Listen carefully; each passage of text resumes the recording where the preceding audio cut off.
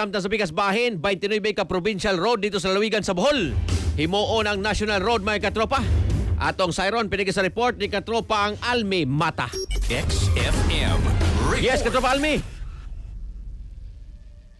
Yes, ginusok karon sa provincial government sa Bohol ang planong himuong national roads ang hapit 29 ka provincial roads aron mas mapaligo ng suporta sa national government sa infrastructure development. Matod ni Governor Erico Omintado, gisgutan ang maong proposal sa meeting nga kauban si Department of Public Works and Highway Secretary Vince Dizon sa Manila.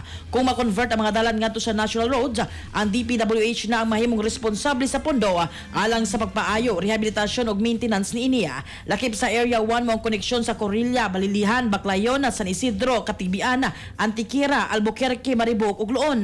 Sa area 2, apil ang mga dalan sa Ubay, Danao, Inabanga, Hitafe, Mabini, Trinidad, Bien Unido ug Pres Carlos P. Garcia. Lakip ang mga access road padulong sa port ug wharves nga importante sa inter-island transport. Sa area 3, sakop usab ang Lubok, Sevilla, Gendulman, Pilar, Bilar, Kandihay, Anda ug Sikatuna nga nagkonektar sa interior ug eastern town sa Bohol. Apil usab sa proposal ang ubang importanteng route sama sa San Miguel, Kauswagan, Magsaysay Road ug Talibon, San Isidro, Nueva Esperanza Bridge Corridor. Matod sa gobernador, among lakang makatabang sa pagpagaan sa gason sa provincial government ug mas paspas ang development sa tibok probinsya sa Bohol.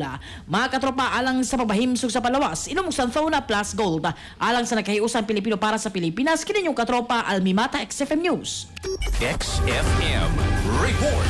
Daghang salamat katropang Almi Mata sa imong report. Santhone Plus Gold, mapalit sa mga butika sa inyong lugar.